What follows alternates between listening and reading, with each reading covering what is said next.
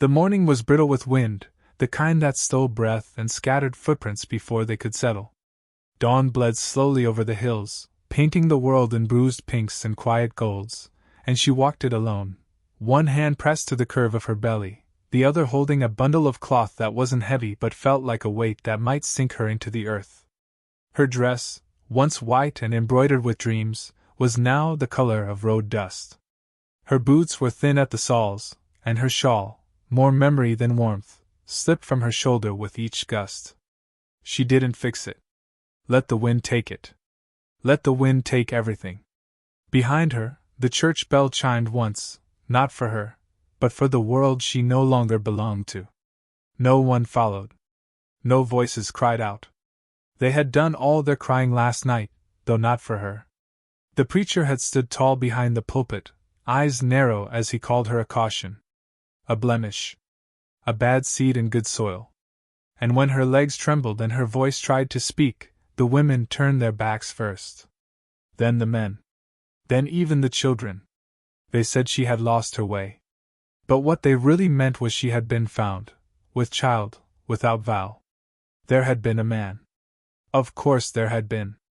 Young and broad-shouldered, with a voice like honey and whiskey. He said she was beautiful when she read, that her eyes looked like dawn breaking. He touched her hair with careful hands, kissed her with more poetry than promises. He left with none. Just one night of firelight and soft words, and then a letter left on her windowsill when the first frost came, and signed. Her mother wept for a week. Her father never spoke again. When the months passed and her stomach rose like bread in the oven, the town gave its verdict without trial. Now she was out, truly out, past the fences, beyond the prayers, walking into a world that had no name for her. Not a widow. Not a wife. Just a girl whose love had grown into a child, and for that, she was deemed unholy. A meadow opened before her, gray with early light.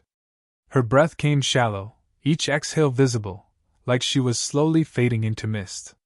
Her back ached, her feet swelled, but she walked on, not because she had hope, but because she had nothing else to do.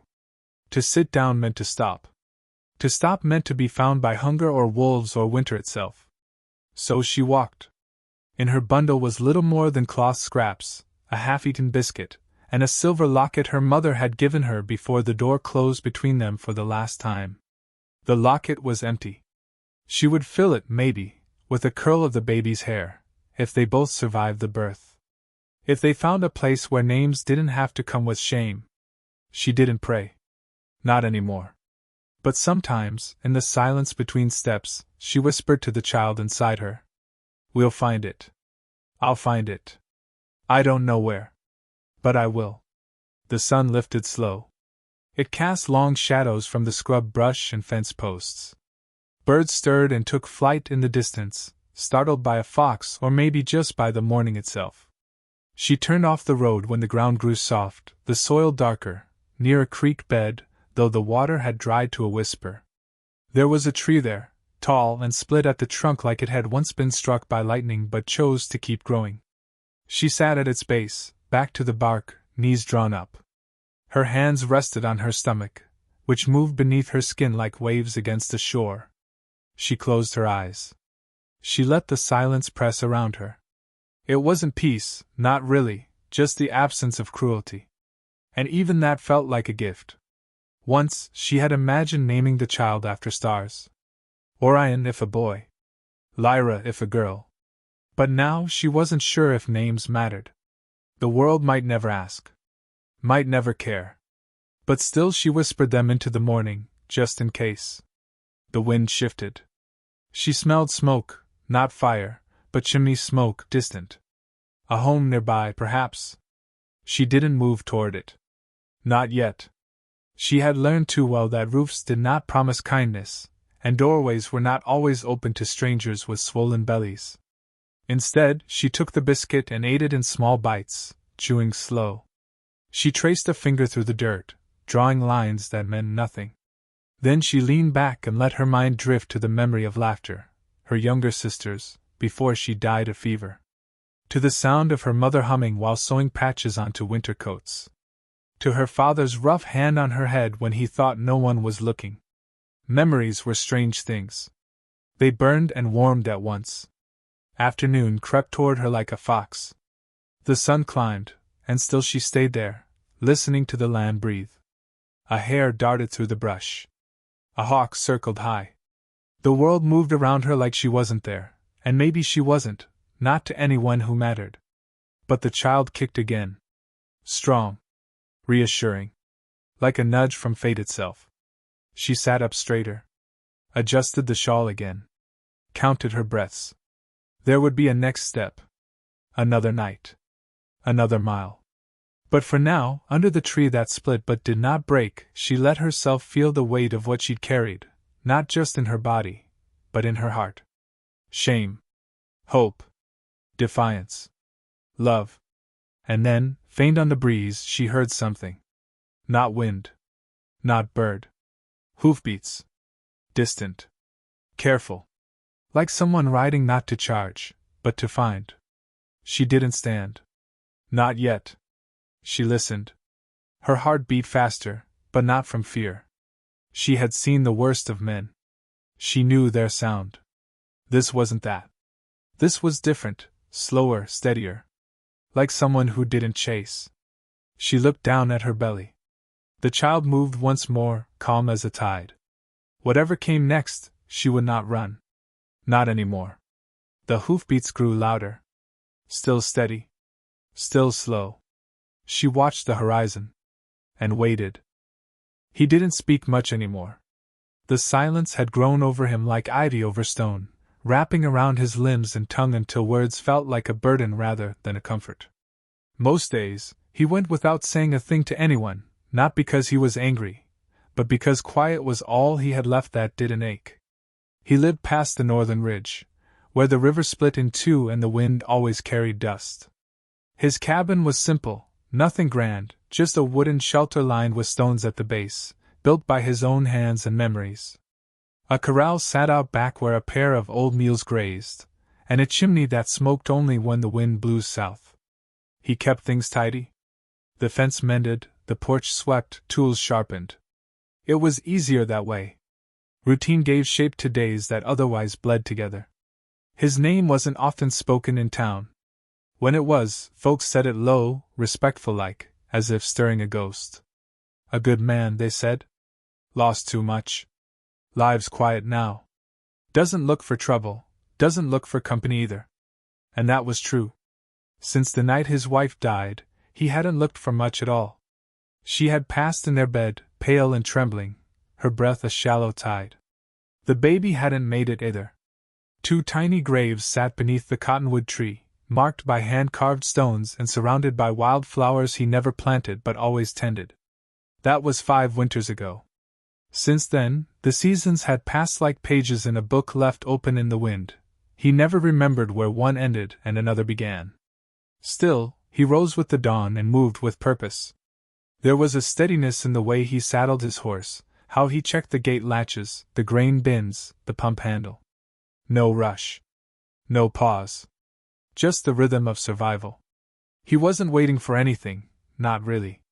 But every evening, after supper, he'd sit on the porch and watch the horizon, the sky painted in violets and gold, like maybe something long forgotten would find him there. He wasn't unkind. Just unreadable. A man who had once been tender, who had once dreamed aloud, now folded into himself like a letter never mailed. People respected that. Or at least they didn't press. They came to him when something needed fixing, or when an animal went missing. He helped. Quietly. Took no payment. Returned home before dark. That morning, the talk at the trading post was different. Edna, the shopkeeper's wife, was whispering to another woman with a voice sharp as scissors. Something about a girl on the road, belly swollen, eyes hollow. Thrown out of the church. Cast aside by her own. No name spoken, but everyone seemed to know who. The preacher's fury had been loud enough to echo through half the county. A child born in sin, they said. A woman without a ring. A disgrace walking in daylight, carrying proof of her shame. He listened, silent as always, while selecting nails and oats. But something caught in his chest, a familiar pinch. Not pity. Not even judgment. Just a weight, heavy and low, the kind that doesn't go away with breath. He paid for his supplies and left without a word.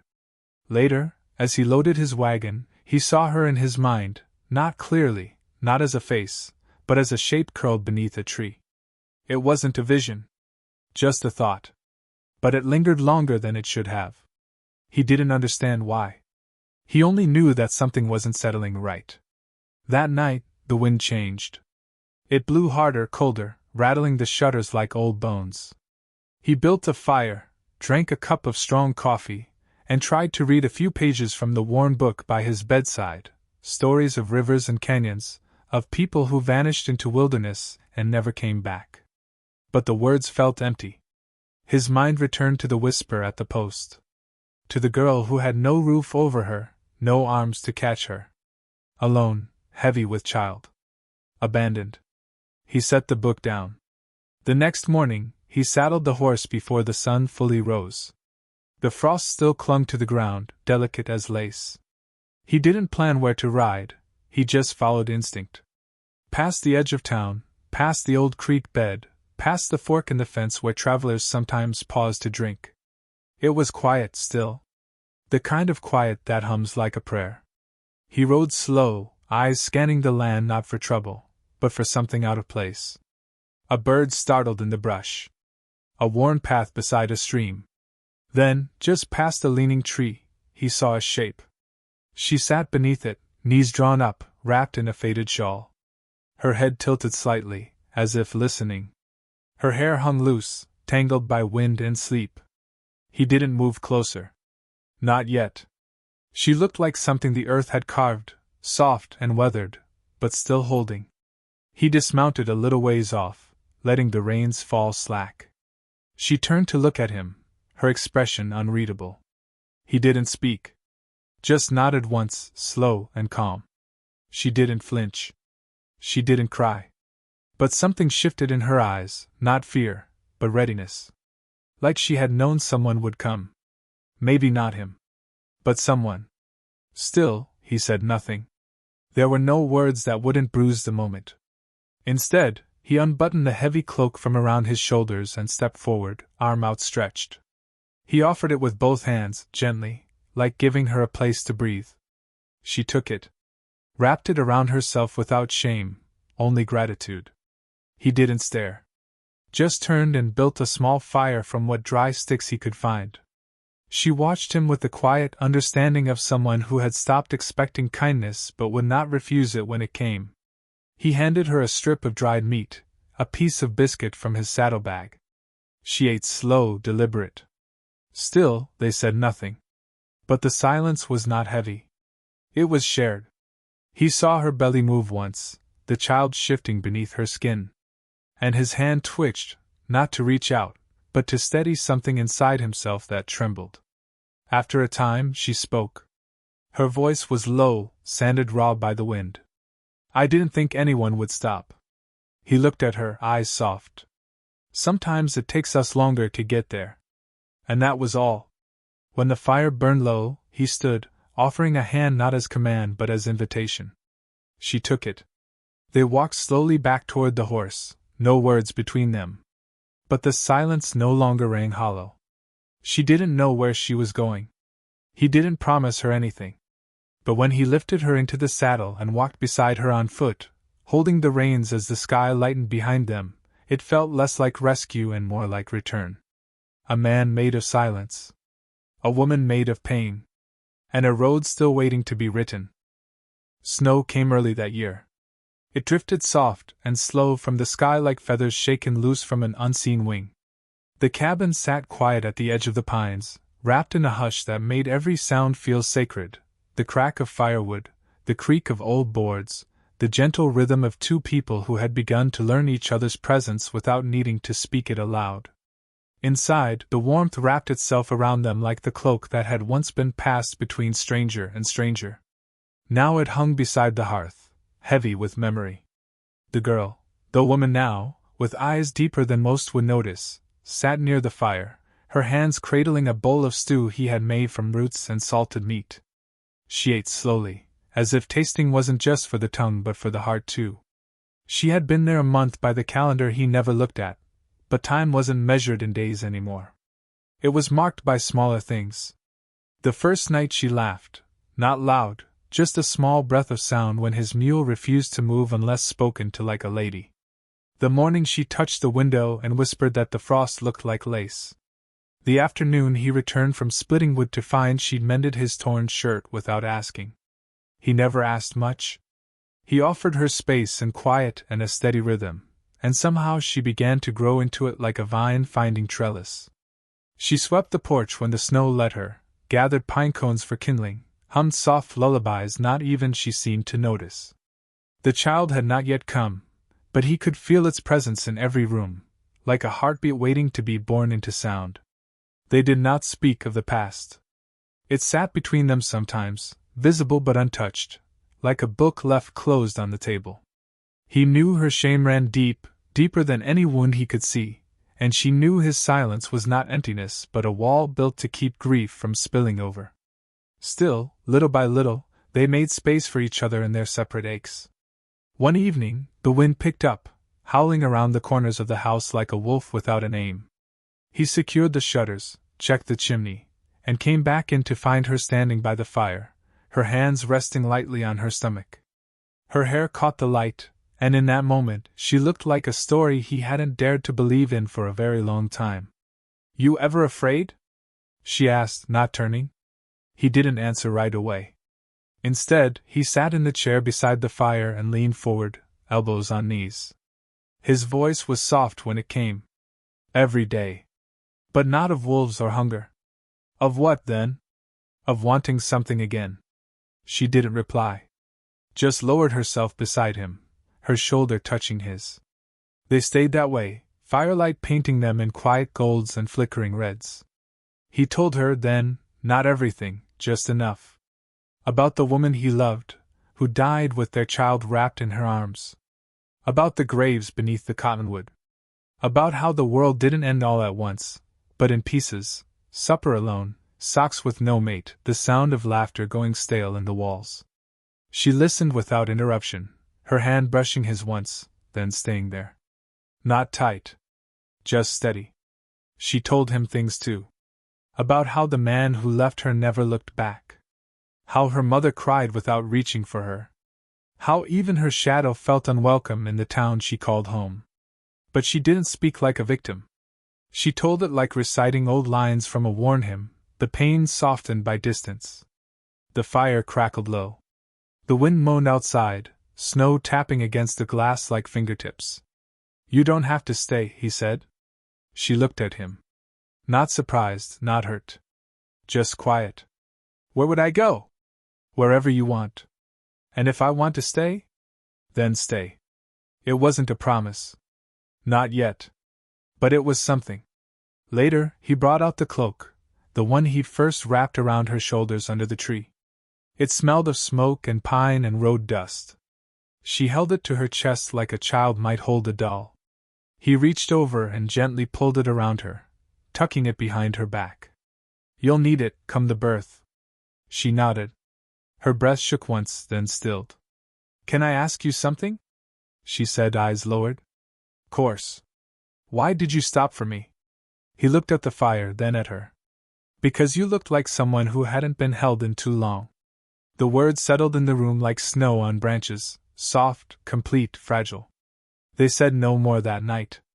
But when she stood to go to the small bed he made near the stove, she reached out and touched his cheek. Just once. A simple, open thing. He didn't move away. Outside, the wind quieted. Inside, something shifted, something like a door opening, slow and careful, in a house long abandoned. He stayed by the fire a while longer, listening to the creaks of the cabin, the low breathing from the bed. His heart, worn and weathered, stirred beneath his ribs like an ember finding breath again. When he finally rose and banked the fire, he glanced toward her once more. The child hadn't come yet. But the beginning of something else had. And neither of them would be alone when it arrived. The wind that night had a voice all its own, a low, mournful howl that pressed against the wooden walls of the cabin as if trying to get in. The fire flickered with each gust, shadows stretching and shrinking across the room like the memory of something not yet gone. He sat up in bed, listening. It wasn't the storm that woke him. It was something quieter. A shift in the air. A breath held too long. She hadn't stirred beside the hearth in hours. He'd watched her earlier, her belly high and tight beneath the old cloak, her face calm but drawn.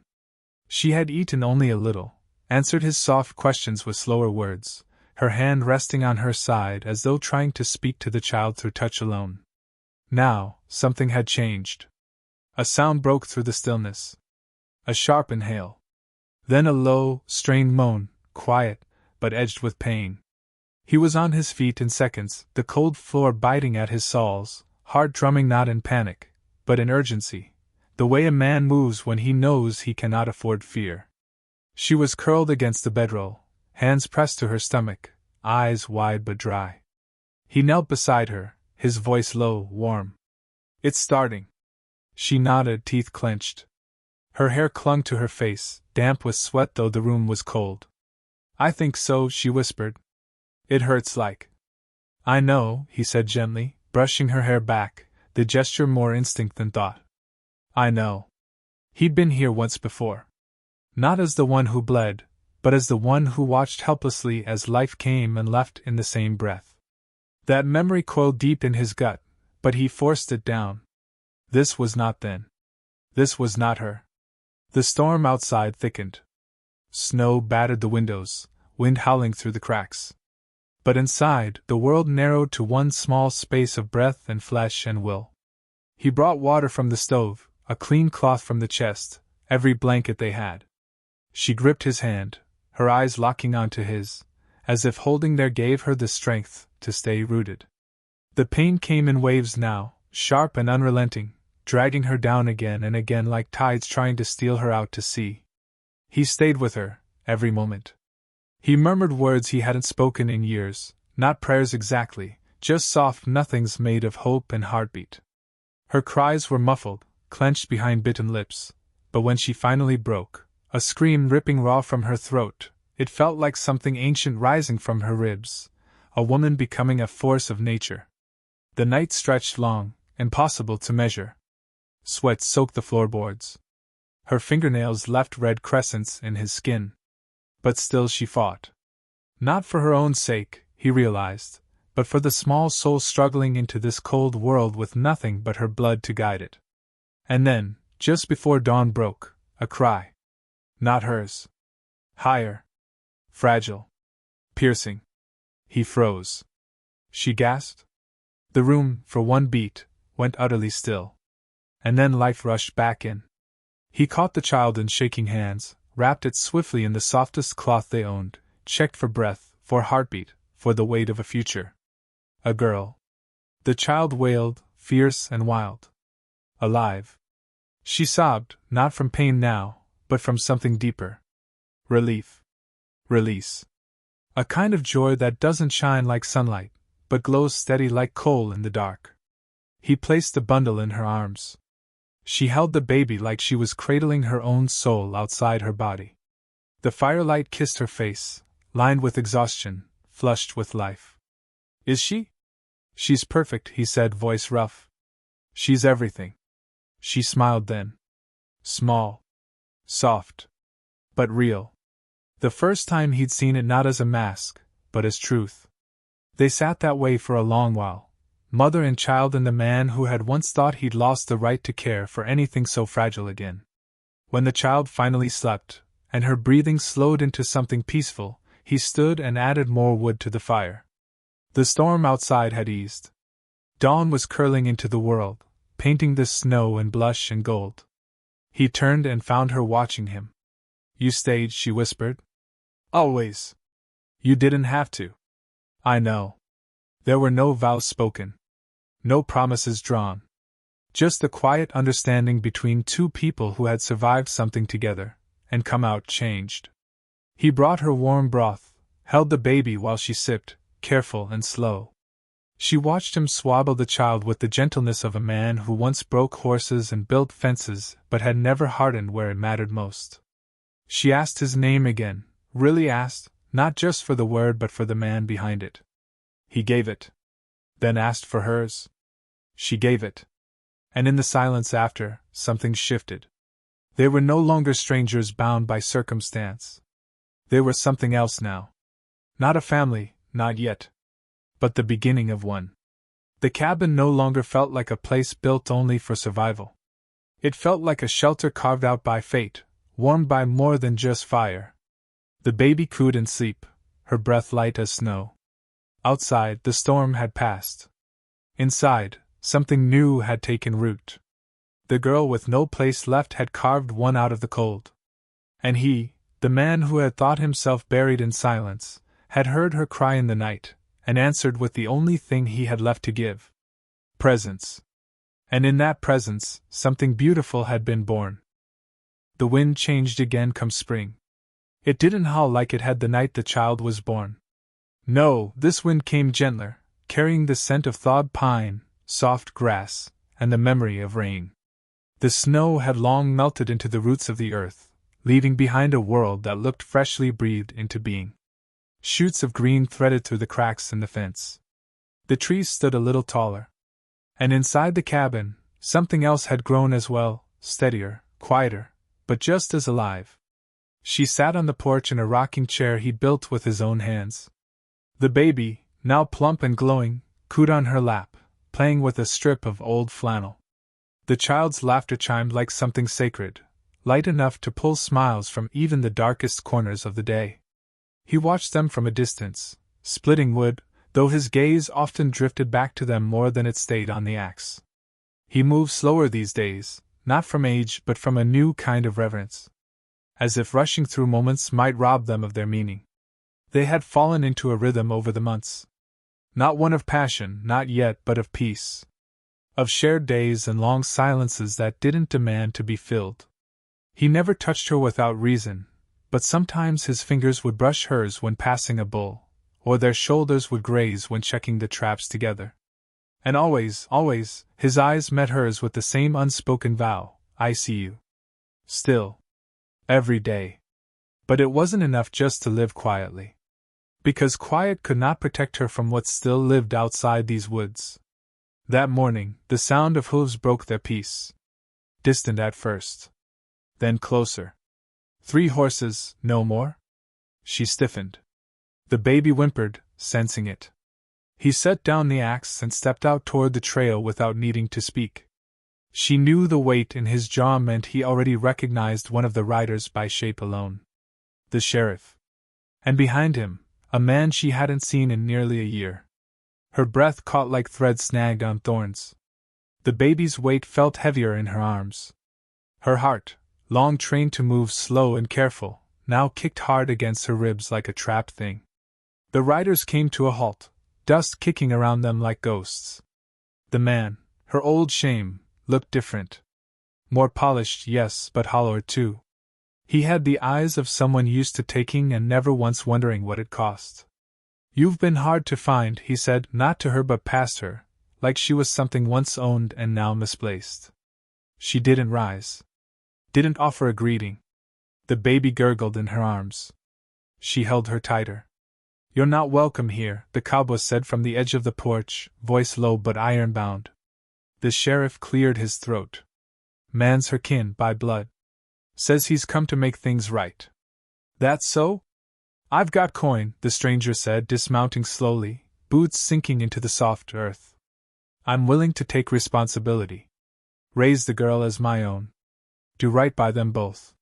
Folks back home are ready to forgive it all, call it a lapse, a mistake. But I can't do that unless I bring them back. He said. Them. But his eyes never once touched the child. Only her. As if she were a ledger line waiting to be balanced. She stood then, slowly. Her legs trembled but held. And she spoke, not loud, but sure. I am not a mistake. The baby is not a burden. And we are not yours. The man's face flickered with annoyance, quickly masked by something resembling charm. You'd choose this? He gestured at the cabin, the woodpile, the humble spread. A man who has nothing. She looked toward the cowboy. He hadn't moved. Just stood solid, as if the world could break against him and still he would hold. He has a name, she said. And he has everything I need. The sheriff shifted awkwardly. There's no claim you can press here, the cowboy said, calm as smoke. She made her choice.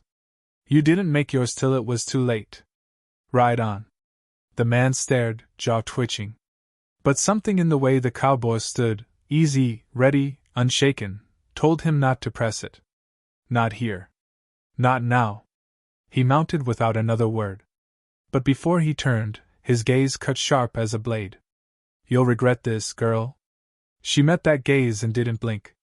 I already did. I won't twice. And with that, they were gone, hooves fading into the wind. The moment stretched thin in the wake of their leaving. Then, like a held breath exhaled, she sagged slightly, and the cowboy stepped forward, not touching her but standing close enough for the warmth of his presence to reach her. You all right? She looked down at the child, whose tiny hand was still curled in the fabric of her dress. Then up at him. I am now. He nodded, slow.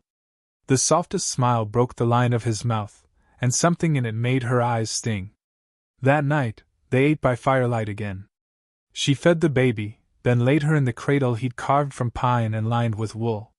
The stars outside shimmered like frost on black velvet, and the wind was warm for once, full of promise. He sat across from her, quietly polishing the handle of his old rifle, though his eyes lifted often to meet hers. No more words were needed. But when she stood and walked over, placing a hand on his shoulder, he stilled. You never asked for anything in return, she whispered. Didn't need to. But I want to give something. He looked up.